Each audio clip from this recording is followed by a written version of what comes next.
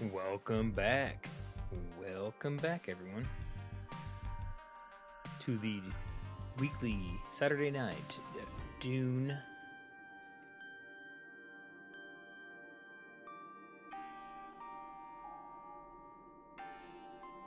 The Dune weekly live stream. So tonight we're just talking a little bit about a couple things here. Oh, my little emblem up there is a little funky dunky. But appreciate it. We're gonna talk a little bit, a couple news stories tonight.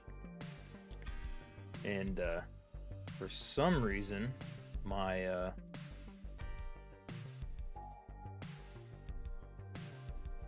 there it is.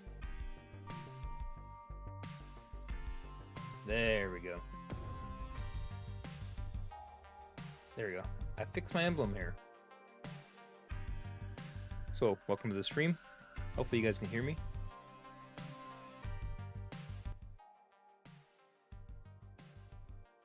I don't really like the my microphone acts weird. I can only go so loud with it on the OBS for whatever reason. Yeah, so just a couple. It'll be a short stream tonight, guys. There's not a lot of Dune news out there, so if you do find this live stream after the fact, there's just not a lot of Dune news out there right now. We have Dune Awakening. I pulled up this article of from Video Games talking about Dune Awakening preview. These people thought that it was not going to be very good.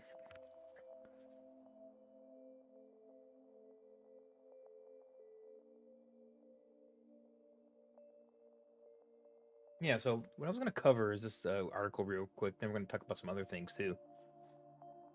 But they were talking about Dune Awakening. So those of you who don't know, Dune Awakening is in closed beta, the Dune survival MMO that's been in development for a few years. They had a successful Gamescom. They showed gameplay footage, which I'll show some later on. But if you paid attention to the previous weeks, then you already know about it. And so all these games journalists are basically coming out with their critiques of it or reviews of the Gamescom. So we're just gonna cover one of those articles tonight. And this one from Video Games. So this was his preview. And his first preview, this gentleman was unconvinced. And after being hands-on with it, so some folks got to go hands-on with it in Germany at the Gamescom booth, which is pretty cool. And you've seen some footage of that. I showed it last week. They said they had a great time. Over the course of an hour, he flew an ornithopter, levitated with the Holtzman suspensors, learned about the land tax, got swallowed by a sandworm, and still has questions, of course. But can you actually ride worms? How do you harvest spice? No. So we know for what's been said before, you won't be riding worms in this game because you're not a Fremen. And the Fremen in the story of this is it's an alternate path in Paul's head. That's what we're going to be playing out in. A path in which Paul Atreides was not born. He can see it. So if you watch the cinematic trailer, it talks about one of the possible paths that he can see is that there was a path that he was not born, and Atreides was not defeated on Arrakis. So Duke Leto stayed successful, was not overthrown by Harkonnens. Harkonnens were basically kicked to a different part of Arrakis and defeated. And then the Emperor had no choice but then to kind of stabilize and provide Sardaukar security for the planet, which you're going to have to interact with those in the game as AI, essentially. That being said, the game is going to be a survival MMO where you are essentially Paul, or whoever your character is going to be. You are essentially, it doesn't say that specifically, but you're going to be the main character. So you make your own character, which is really the goal of any game, really. So it's going to be pretty cool from what we've seen. Now, there's not a good purpose for riding worms right now. This is what Mr. Bilo said. He's the director of Dune Awakening. We've seen him in a lot of videos. Then when you get a flying vehicle, it's really good. See, I just don't see them having worm riding in the beginning, since the Fremen are pretty much wiped out. That was another thing. Fremen pretty much have gone into hiding and essentially have been wiped out on the planet. Now they hint that we're gonna possibly see them in the future. No one knows for sure. So that might be a thing in the future. Maybe they'll have a Fremen class you'll be able to create DLC or something later on. You'll be able to ride worms, possibly maybe smaller worms, use it as a vehicle, a tame, like arc, where you can tame them. But that's all speculation, and that will be way down the line if they ever do something like that. Up front, it's a survival MMO, and it's going to be guild orientated, where you'll have your base in a PvE Haga Basin zone, and you'll be able to venture out into the deep desert, which is where the PvP zone is going to be. It's all been discussed many times before. So, moving on, in this article, they seem to enjoy making their base here. Oh, okay. So apparently there's going to be worms in Haga Basin. That was one thing I was wondering: is Haga Basin going to have worms? And it looks like here it is. This kind of confirms that. Interesting enough. So he said he had 10 worms in the starting map, Haga Basin, and a staggering 50 in the endgame area. So deep desert, there's like 50 worms running around. Each worm has its own territory, and if you stray onto the territory, you got around a minute before it bursts out of the ground and eats you. To avoid that, you have to pay attention to the vibration meter in the form of a frequency wave at the bottom. Oh, I don't think we've really seen that in the trailers or the gameplay. Vibration meter. So did I just basically, break some news here tonight? I mean, obviously they broke it first, but I haven't really seen anybody talking about this. There's going to be a vibration meter. I don't remember seeing that in any of the gameplay footage. Do you guys remember that? Let me know in the comments here. But it looks like there's going to be a vibration meter when you're walking through the desert and in different warm territories. You got to be careful. So, is there going to be like an emote sand walk? They didn't talk about that, so that'd be interesting. After a certain amount of time, they're unavailable. Talking about the worms, you'll see great clouds of sand kick up. Okay, you'll see worm sign, of course. So you have to have that in Dune. It's an impressive sight. At one point, I attempted to outrun on one of my speeder bikes. The bike wasn't good enough, apparently. Theoretically, you can use them to your advantage. Okay, so we did see that, where you can dump a thumper down, and you can lure worms into other players. That's fun. That's going to be fun. Interesting. What's it wanting me to do here? Yeah, that's fine. Can you guys still hear the music? Oh yeah, music's there. There you go. Hey, theoretically, okay, we saw that already. There are different models of sandworms. Currently, there is a small type. Okay, so that's basically why I was making fun of the one worm in other videos. There's gonna be different worms. So there's gonna be smaller worms. I guess they're gonna be a little more doofier. Then they'll have the big ones that look more like the recent Dune movies. It looks like pretty cool. Pretty cool.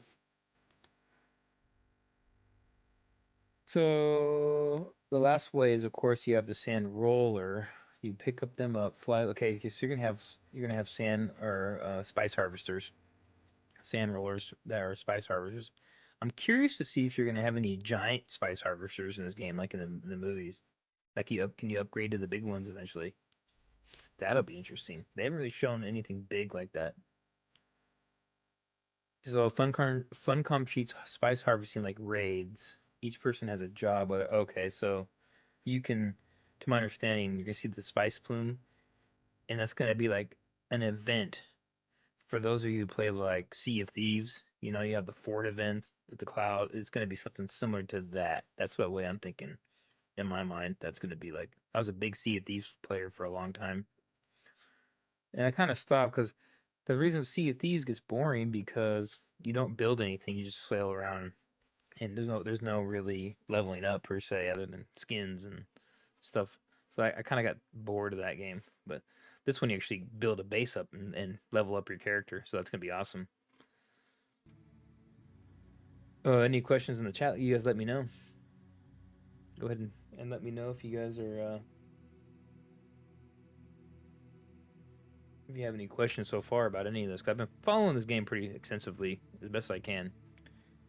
I don't see this in action, but BioScience is putting everything through its paces. Yeah, so they're in closed beta. Closed beta still right now, guys. In total, there are 7 archetypes of vehicles. Okay, here we go. This might be interesting. Single seater buggy, a sand bike, a 4-person ground car, armored ground car, tank, which is what I'm interested in, ornithopter, and sand roller. The end game really begins when you get the capabilities to craft them, which takes about 50. Wow, it takes that long. So this game's gonna be a grind, man. That might be a turnoff for some people. So I do want to join a guild. I've just been so dang busy to to talk to some folks out there to see really what. I remember when I first joined the Discord, everyone was asking me to join. Honestly, I just don't have time. I've been so busy. It's not even I'm ignoring people. I have a regular job. I'm hoping one day, if this game turns out good, and when I'm live streaming it in this channel, that I can do this full time, man. Honestly, that's the goal right now. If I can kind of stop working for the man, so to speak, and do my own thing with this. We'll see what happens. It could take a while, if at all. Hopefully some folks will start joining my membership. I got a 99-cent membership on the channel now. So let's see. I got a couple levels. I gotta go in there and tweak those. They might not be optimal for folks, I guess. I'm figuring it all out as I go. It would be nice to do this full time and stream and just make this my main job, but we'll see what happens. And I do plan on joining a guild. I might start off solo initially, and then I'll probably join one of those guilds on the Discord for the folks that have been around. I've seen a couple of them.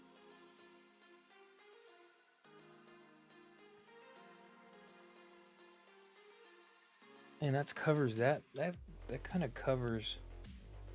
Yeah, I'm not a good. The thing is, I'll admit it. I am not a great gamer per se, as far as PvP goes. I'm not really good at exploiting PvP. So I'm kind of I'm gonna be in it for more the long game. I just get destroyed in like Sea of Thieves PvP. I would never could beat anybody. Ark, I guess I was a little bit better. When it comes to the MMOs, I mean, I never really. I was usually just try to just work on leveling up and building up my base in infrastructure. That's probably what I'll focus on. I'm trying to look through this. So, let's see here. Other resolutions include increasing the efficiency of crafting so machines produce faster. Okay. So it looks like you can upgrade all your machines in the last one. You get to pay this. Okay, I knew we saw in the video you got to pay a spice tax or a slurry tax to the Emperor when you build a base.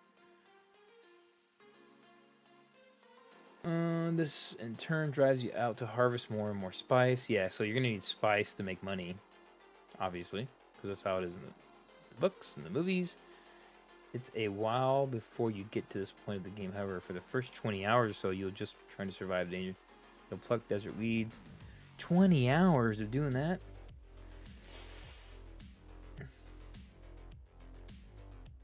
Yeah, so you're not going to be able to make a big spice industry for like 20 to 30, 40 hours, it looks like.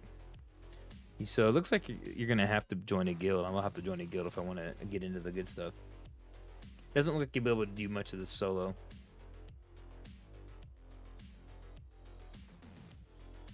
This is actually a good article. Surprisingly, this is actually a good article. It's got a lot of detail. See here, zoom in a little more. Meanwhile, starter car ships scour the map. Their searchlights train on the ground. Huge capital crafts pass overhead, blocking the sun. Yeah, we saw that in the video. I just hope microtransactions aren't heavily enforced. You're talking about like pay to win. Yeah, I don't know what they're gonna do. Like, if like EVE Online, right? EVE Online, you can pay money and buy the freaking what the heck's the money in EVE? I forgot now. I was a big Eve Online player for a couple years, and then I basically kind of got grinded out of it. Oh yeah, so it's basically so you're saying yeah, like Eve, like how Eve Online is. You can inject money into it and just buy stuff. Yeah, I don't know if they're gonna do that. I think there's gonna be microtransactions. Maybe like what I would want to see out of that is basically like skins, maybe some items and weapons and perks and maybe a season pass type situation where you can get stuff, but you still have to go out and then harvest spice and make money normally. Yeah, I don't. If they inject some sort of um, microtransaction inject Solaris into your character, that would be bad for the game. I think people would not want to play that because that's basically what Eve Online has turned into, a big whale game where only whales play that game. Um, so I really hope they don't do that. I don't mind microtransactions honestly because sometimes there's like cool stuff. I mean, granted, if they should just put it in the game for free, but these companies got to make money, so I don't really mind it if the game is good. Yeah, but like you're saying, can I just put real money and buy a tank? I don't think they're gonna do that. I think they're gonna force you to still research and level up because Arc you can't put real money into it, but there's an in game where people will buy stuff outside the game on through forums and stuff, and then the people deliver stuff to you. It's hard to stop that, right? So they might have they're probably gonna have that in this game where they have the farms, the weapons farms and the vehicle farms, where basically you go on some backdoor forums, and I've seen that happen before in other games. So for Arc especially, I don't think you're allowed to do it technically.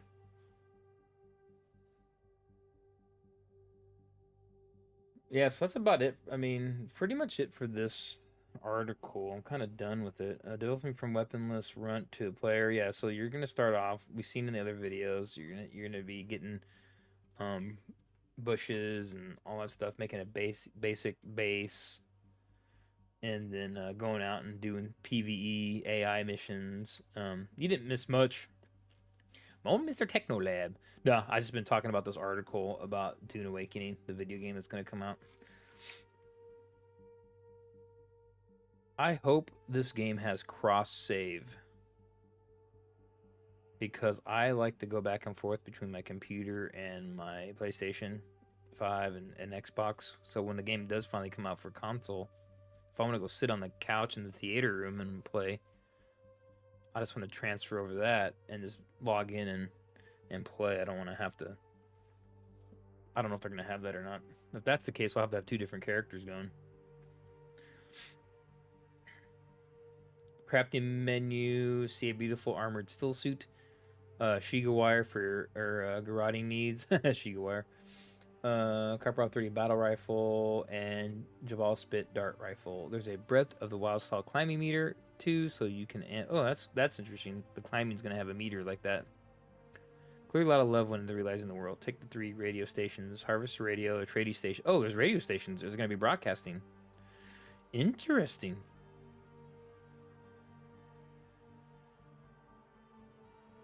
Hmm. There are even references to Alejandro Jodorowsky's. Have you guys ever looked into that? Jodorowsky's Dune. This guy, this wild European dude, wanted to make a fantastical, weird version of Dune back in like the 80s or 70s.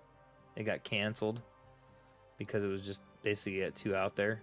That's what it would have been like Dune, but like never-ending story or something weird looking. It kind of was. The original Dune was kind of almost like that. So here are some of the pictures here. This is not going to be a long stream tonight, folks. I'm actually am kind of tired. But I got 6 people in here already. So welcome to the everybody. Welcome to the live. Haven't missed anything. I just been talking about this article so far from Video Games. They're talking about their experiences with the live play of Dune Awakening at Gamescom. which is a couple weeks ago now. There is no new news. There hasn't been any. We had Dune Direct episode 3, which I covered last week. Other than that, I've been looking on the Discord. There's nothing new. There's no updates. They're just testing the game, closed beta. Who knows how many people are playing that? They keep saying every time they do a video that we're opening it up. We're gonna open up the beta. We're gonna open up the beta, but who knows? If the game's coming out in March, supposedly, first part of 2025, they got to start opening up this beta, right? But hopefully, when they do open beta, I wouldn't be mad if they did like a early access. I wouldn't mind, even if the game's buggy, because I just kind of want to start playing it. But if it's not in it, I think it would have already been in an open beta already if it was ready. So maybe we'll see open beta in maybe November, possibly for Christmas time. They usually will do those open betas before Christmas, and then they go on vacation, come back, and they start working on the bugs. I'm guessing. I don't have no idea. I'm just guessing. I've seen that before, where they do that kind of thing. Can you raid other players' bases? What happens when? Yeah, I think they've hinted at you can only raid other players' base, so chronological order. Oh man, thanks for following me on the Twitch. I appreciate that. And I mean, honestly, I was supposed to game Dune game. I was supposed to play Spice Wars last night. I'll just keep talking here, guys. I'll just keep going yapping. But I was supposed to live stream Spice Wars last night. I was make Friday night Dune gaming night for now until the game comes out and just play a random Dune game. But I just was too tired. I couldn't do it. I should have probably did it earlier today, but my plan is 10 o'clock Fridays, 10 p.m. Central will be my Dune. So next week, I'll plan on streaming probably just Spice Wars. Spice Wars is pretty fun. It just takes a while to beat a map, even the small death match, whatever you want to call it, on there. So we need to hurry up and get this Dune out. I'm telling you, man. I need to play this game. I'm having to play. I was playing Star Wars Outlaws. Man, that game's not fun. It's okay, but it's kind of janky. And then Space Marine 2 came out. I've been playing that on the side, and it's cool. It's good, but I really kind of soured on 40K over the last few years because they just keep up. They change the rulebooks too much. Everything's expensive, and then it's just kind of they've been doing some stuff. They go after people. They try to shut people, copyright strike channels, and yeah, they've just been kind of weird. Their business model's been weird. Yeah.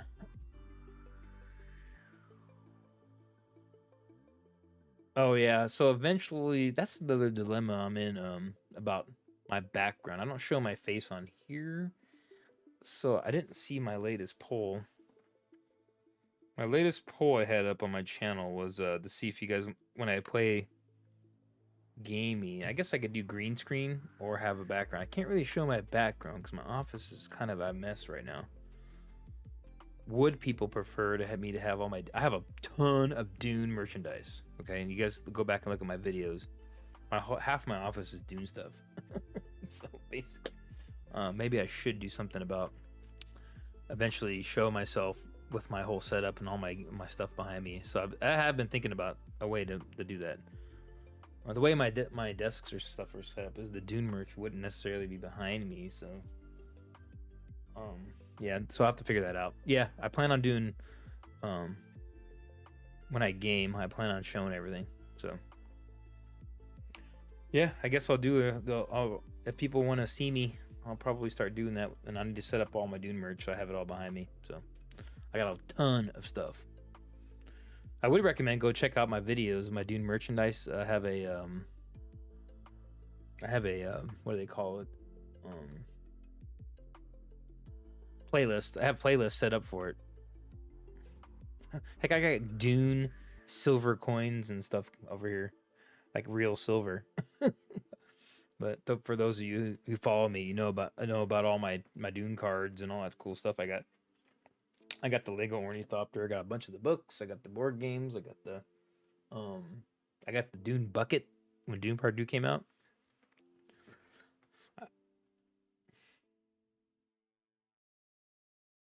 Yeah, so going back to this one, guys. Going back to this one. We got, man, 8 people in here. Wow. Thanks for joining the stream, everyone. We talked about the first part of the stream. We talked a little bit about one of the articles talking about Dune Awakening and some of the stuff they're getting excited about. And then the second part of the stream, I'm going to talk about the Dune books. So there's 23 books. I'm actually pretty well versed on the Dune universe. For those of you who've seen my rest of my videos, I'm not the super smartest expert, but I read them. I read the books. I read the prequel books, the extended EU. I watch the old movies, the miniseries, pretty much everything I can get my hands on Dune. I have not done the role playing game. So apparently there's a role playing game out there, like Dungeons and Dragons, but it's Dune. But I don't have time to get into that. But so some people ask about the Dune novel. So where do you start at? Some people don't realize if you want to read them all in order, you got to start at the Brian Herbert books. So I'm gonna go down here, and here the Dune chronological reading order on this website CBR. This has a good list. So if you start right here, if you want to read them in order, the first book. Oh yeah. Yep. Leto. Well, the first son gets killed. Remember? I mean, in Dune, in the book, he knocks up Chani, and then they have a baby in Dune, and then while he's basically prepping to invade Arrakis, Sardaukar sneak into the siege and murder little Leto. And that's not in any of the movies, so they never had it in the old Dune movie, and they didn't do it in this one, the latest one. So that's kind of weird, right? They basically sped up the timelines on the movies.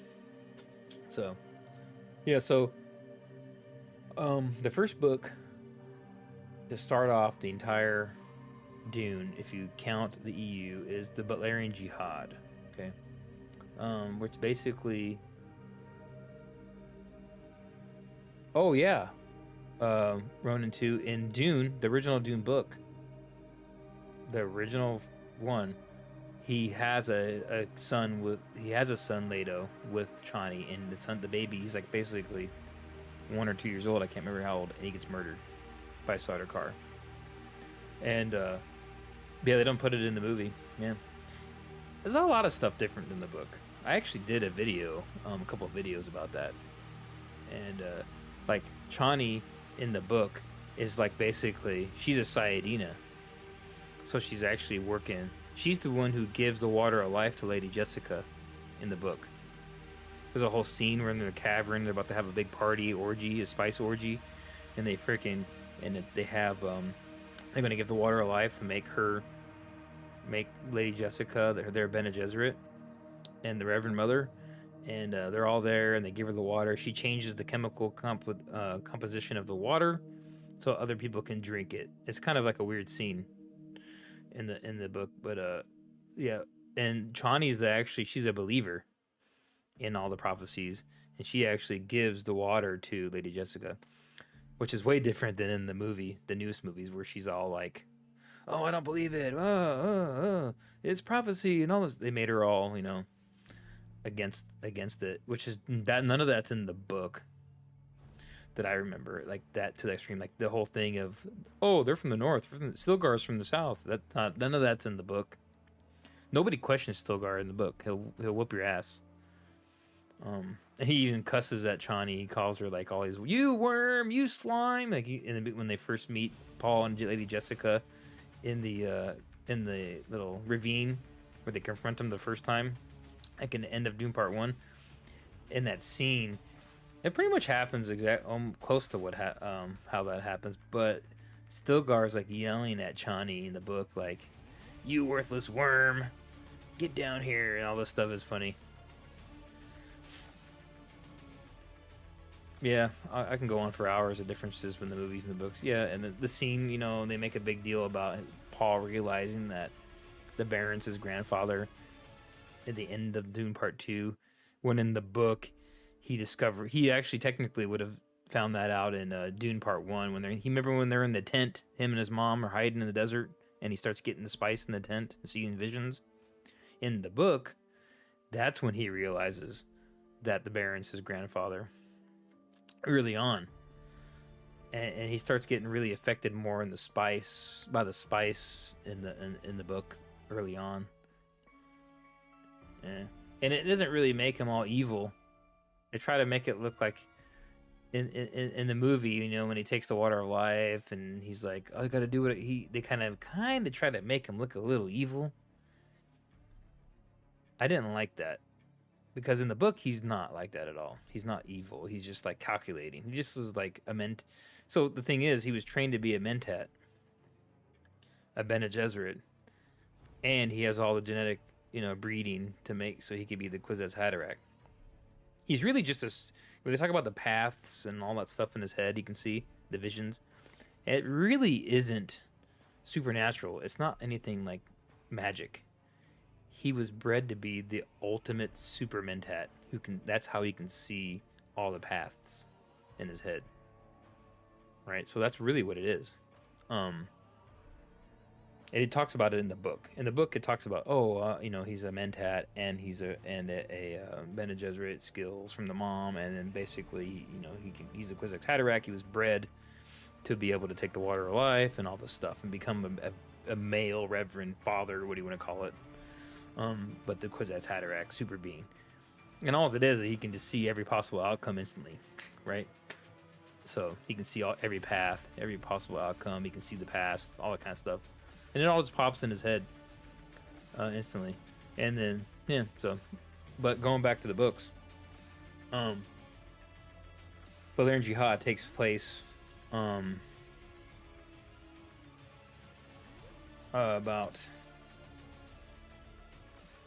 Man, I can't remember now.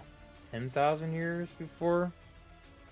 It's like 10,000 years before the events of Dune. And, it's where the Harkonnens are basically good guys. They're trapped on these planets that have Holtzman shields on them that can keep the AI thinking machines out. The AI thinking machines really control the known galaxy, whatnot. Because what happens, there's these... I'm kind of spoiling the book if you haven't read Valerian Jihad. This is kind of the setup for Dune. It's very more standard science fiction kind of film because it's Brian Herbert wrote these books, not Frank Herbert. So his son got his notes, and with a different author, they took the notes and they expanded on it and made these books. So it's still notes. So people get mad about these books because they don't read quite as cool and fluid as I would say Frank Herbert's books. They read kind of more like a standard science fiction novel until you get this. When you get to Sisterhood of Dune, it starts getting more Dune-y, so to speak. But those first three books are like space science fiction epic with capital ship battles and giant battles of war machines on planets and all the kinds. And there's AI thinking machine, basically like think of Cylons on steroids and all kinds of stuff, right? That's basically what the Valerian Jihad is. There's some safe planets. You have to go back. So when you go back farther, you realize that the humans were subjugated or overthrown by the Cymex. Okay, first. Cymex used AI as they're kind of like their foot soldiers. Cymex were these 20 like aristocrat dang globalists / psychos, right? That realized, hey, we need to take over humanity and control it and rule over everybody because everyone sucks and we're they're basically like space Hitlers, so to speak. There's 20 of them, and so they use AI. They infect the AI that kind of runs society, right? It runs humanity across all these worlds because humanity at this point had spread out and it colonized all these planets because they get the faster than light speed, but they don't have the jump drives yet, per se. Like the Holdsman stuff, they need AI computers and all that stuff to run, but it's very vague in that area. Like, when do they start getting the jump drive? They talk about it in these books when they kind of use the Holdsman jump, like the space folding. They're just flying real fast ships, so it still takes like 6 months to fly to faster than light to a different system, right? 6 months to a year, whatever. It takes months to fly around. They don't have the at this point. They don't have the Holtzman folding space drives. Now he's working on it because the Holtzman gentleman is alive during these books. You actually see interactions with them, and he's kind of a douche actually.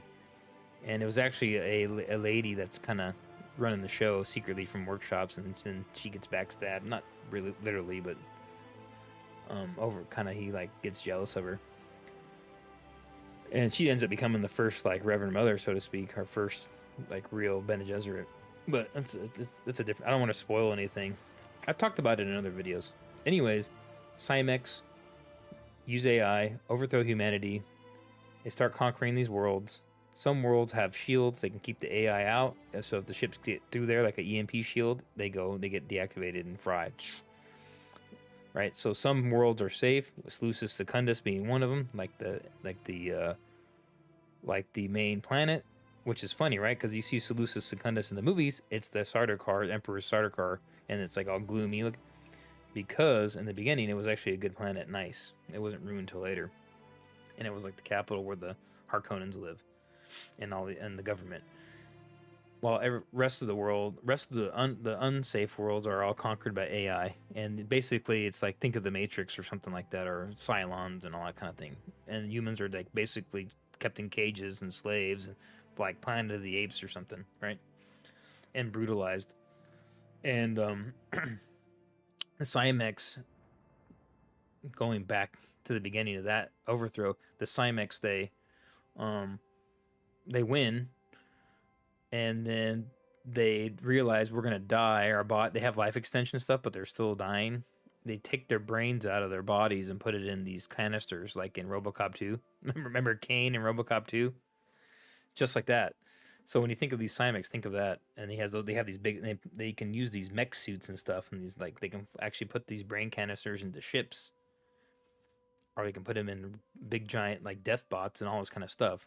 So they're basically immortal at this point. It's just their brains. And then they really start causing havoc on humanity. And what happens after a while, some of them get lackadaisical. Some of the Cymex are supposed to be watching the AI on different planets and monitor it. And then AI basically finds a way to kind of break out of being controlled by the Cymex. And then the Cymex gets sidelined. The Cymex have programming put into the AI where they can't be killed by them. But the AI finds a workaround to, like, basically make them useless. So the Cymex are still causing trouble, but instead of running the show, they have to work with the AI now. It's pretty interesting. But they're just giant jerks, and they put themselves in canisters inside, like, death bots, like giant walkers with weapons, and they'll try to mess with humanity and stuff over the centuries. And in the beginning of Butler and Jihad book, the Cymex invade Seleucus Secundus. They can get through the shields because they have human brains. So they dump a bunch of their Neo Cymex, which is like the original 20, but some new ones they create from humans. And they go and they try to, they have these cool walkers, and there's a whole scene where they're having to defend, which is actually the main Harkonnen guy. He's actually he becomes like basically the de facto kind of general, because the other people are getting killed, and he has to defend the city from these giant deathbot walkers, which are the Cymex, tearing up the place. It's a pretty cool scene, actually. So I don't want to ruin much more of the book, but it's in the beginning, before all this, Harkonnens were the noble good guys, and then come to find out, the lead Cymex bad dude, his son is genetically made. Guess who that is? He's a human. It's Atreides. The first Atreides is the son, like basically a test tube baby of Agamemnon, which is that lead Cymex. So the first Atreides was the son of the biggest, basically, space Hitler. that murdered millions and billions of humans and enslaved them. So that's basically where you start off in Balerian Jihad, and then the Machine Crusade and Battle of Corin is like a trilogy. It's from when humanity finally starts revolting to wipe out the AI, right? And then when you get into Sisterhood of Dune, which is 80 years after humans defeat the AI, that's where the show is going to be. So you're thinking 10,000 years essentially before the events of Dune, okay? Sisterhood of Dune is where this new TV show is going to be at. If everybody is tracking that HBO show, it's coming out in October, I think, or November. Dune Prophecy. Dune Prophecy is essentially a second part of Sisterhood of Dune or whatever Mentats of Dune. I think they're kind of like loosely basing it on there, but it's going to be on that time period to about 10,000 years before Dune. Okay, so I want you guys to realize that the new show is going to be way old. Before they're called Bene Gesserit, they're just called the Sisterhood. And what happens is there's these jihadis. The jihad, the Balerian jihadis, are a fanatical group of humans, which they're used to beat the AI, right? They go around getting rid of any AI. AI and advanced computers, after the humans defeat the Battle of Corin, defeat the final AI overminds, they go around and create this giant like force of people that are against AI. That's a religion. It's essentially a religion. And if you get caught using AI, if you anything, you can get executed or just thrown in jail or whatever. They'll come and basically like, throw crusades on other people. The interesting thing about that is that I don't know if I'll be. This could be a spoiler, guys. I don't know if they're going to put it in the show, but the Sisterhood, they want to manipulate the genetic lines right early on of the nobles, which in this case it's going to be Emperor Salvador. The Corrinos become the de facto rulers of humanity, right? And Emperor Salvador back then in Sisterhood of Dune, they find out that the Sisterhood is using an AI machine hidden in a cave to manipulate the genetic lines, right? So that's one key. So the Bene Gesserit are essentially, they got their start using AI when they weren't supposed to, right? So that's pretty interesting. There's a lot more in those books than that. You have the first Mentat, Gilbrathus. He was basically the son of this twisted, throughout the Butlerian Jihad books, there's a twisted kind of autonomous psycho Dr. Mengele kind of AI, and he's basically testing on humans. He creates viruses and tests it on humans and all kinds of stuff, and he's just evil and twisted, right? He's the one who basically starts the jihad against the AI because he kills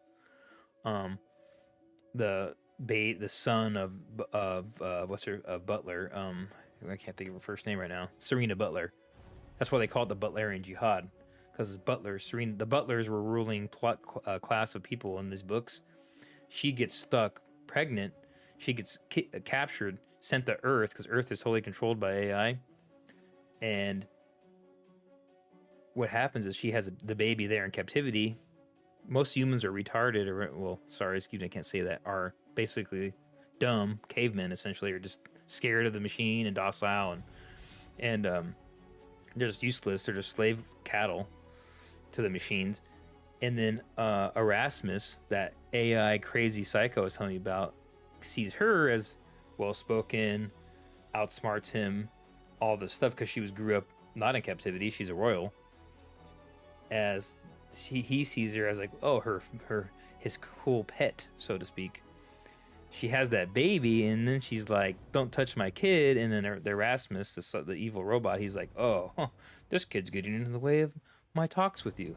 He just throws the kid off the balcony. I'm really spoiling the book here, guys, by the way, of his little like villa he has on Earth. But he doesn't realize all the slaves see it, right? There's more going on behind the scenes in this, but all the slaves see him murder the child, and she then like fights back and pushes one of the drone AI security bots, like a Cylon bot thing, off the balcony, and then the whole thing erupts into like a revolt on Earth. It starts the Butlerian Jihad. So that's when humanity basically decides that they're going to overthrow the AI and take back and then wipe them out. So that's why you don't see any robots, droids, or anything in Dune. Advanced computers or nothing, and that's why they have to use spice for space travel, because you can't use computers. They're completely outlawed. AI are outlawed. Everything is outlawed except for simple machines.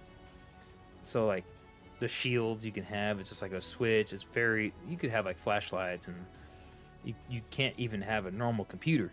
Like your normal computer at your house right now is probably more advanced than what they're allowed to have in the future. So they had to evolve the technology so they could use it for simple tech.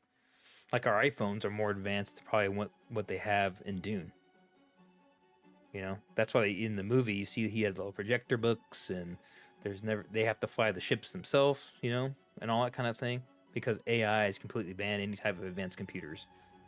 So it's very interesting in Dune that I don't think a lot of people realize, you know, why it is the way it is and why spice is so important. Because I told you earlier in the book, you'll find out the origin of spice. You're going to find out exactly how they figured out spice is used for folding space. Because they don't really fold the space.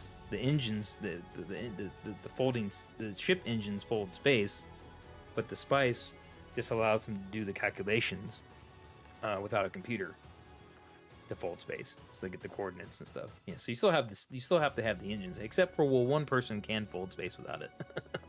But that's a different issue. That's the lady I was telling you about, that becomes the first kind of Bene Gesserit whatnot.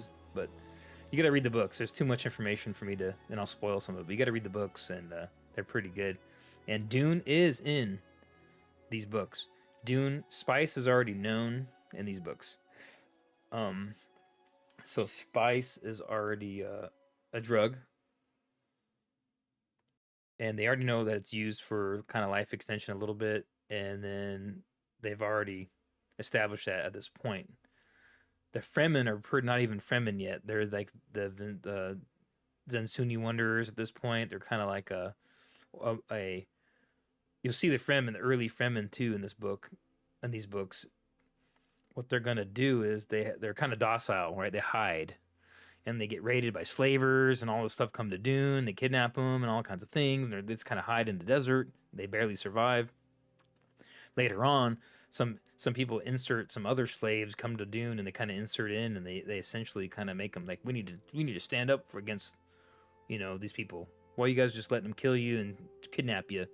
So what happens? They realize that they need to defend themselves, so they start tearing people up. So yeah, the Fremen, the early Fremen, they get basically exploited. So like, you know, off-worlders will come in and enslave them, kidnap them, take like half the tribe and kill some people, all kinds of stuff like that. And then they realize we need to fight back. You see the evolution of that in these books. It's pretty cool.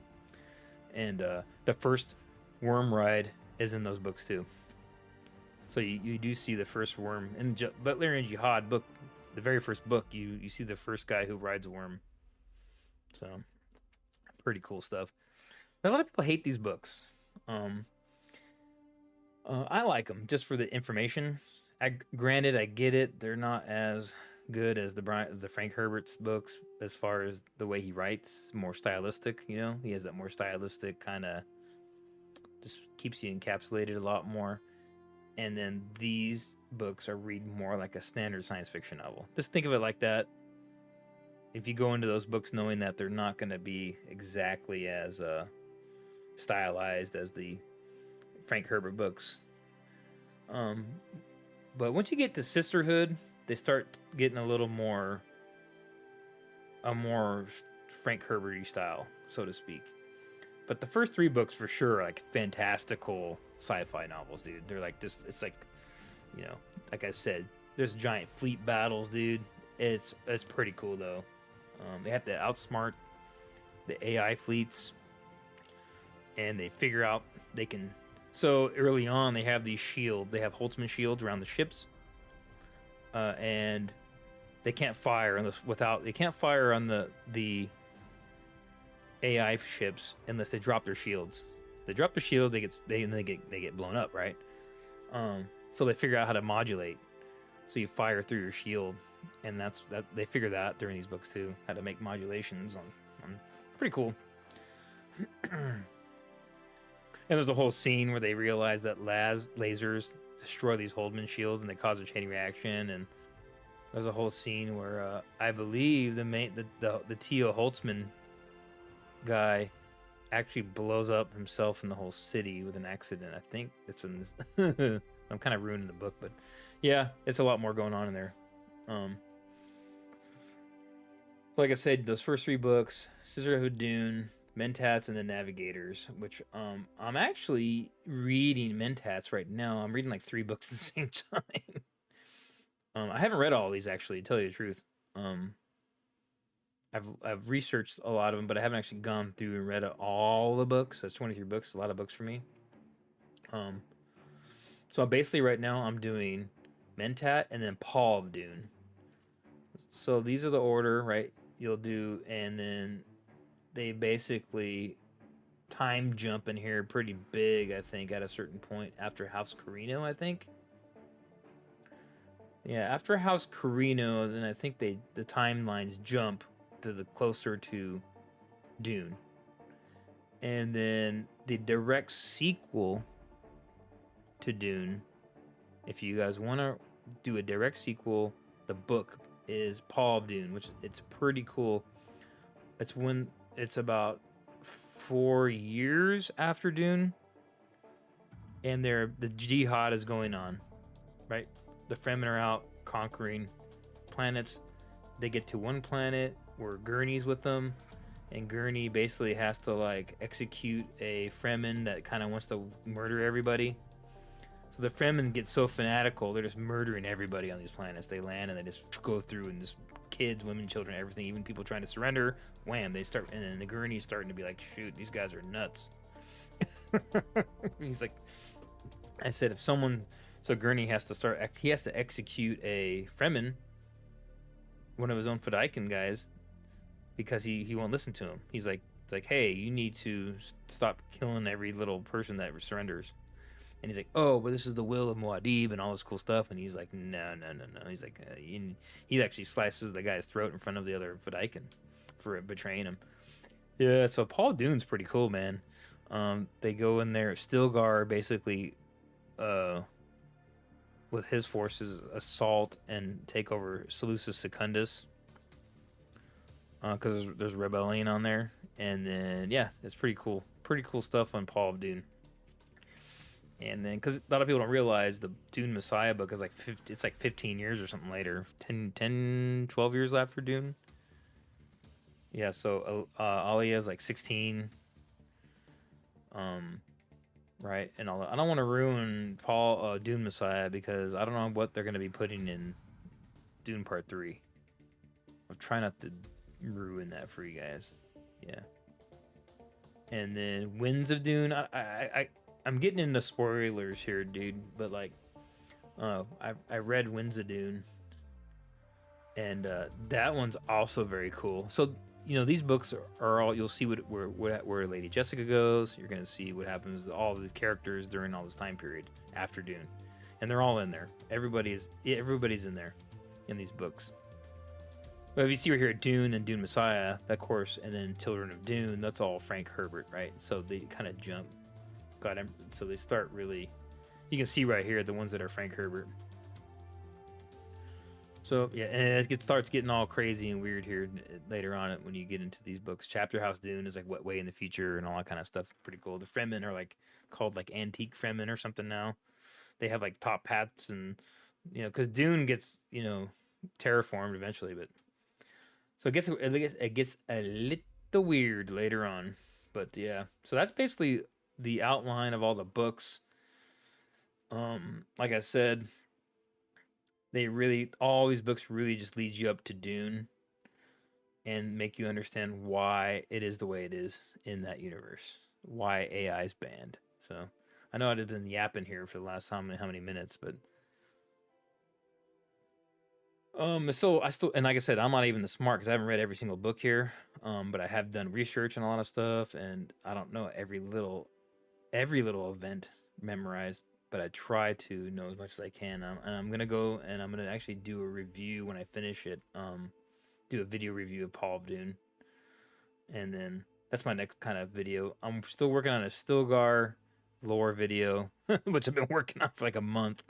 I haven't done a lore video in a while. I was knocking them out for a minute, but some stuff changed at my work, so I had a little more responsibilities. So I've been kind of slacking on the videos, but I'll get more out. I've been focusing more on the games lately. Well, that's about it for now. Any questions on? You guys got any questions on the books, or the book path, or the book order, I should say? And if you don't have an Amazon Audible account, these are all on there, right? So they're all audiobooks. Every Dune book has an audiobook, I believe, on there. Yeah, so you can go and just, if you can't read, like as far as sitting there and read it, because not everybody, I don't have time to sit there and read a book every night, so I'll do audiobooks in the car. So yeah, that's about it for that. I threw a lot of freaking information out there on these books, but yep, that's basically what they did. Humanity was taken over by AI. It gets out of hand. These overlord human guys are using it to overthrow humanity and take over. The AI gets out of hand. Takes over and charge over them. They're sidelined, but they're still kind of working with them. The Cymex, they put their brains in canisters so they can control all these ships with their mind and everything. And then humanity fights back when Serena Butler's kid gets murdered by Erasmus, and the whole revolt starts. And then eventually they win, and they ban AI outright. The Jihad, the Butlerians, will go around and try to uncover any unauthorized use of AI and computers and stuff, and they wipe you out and kill you if you use it. So, yeah.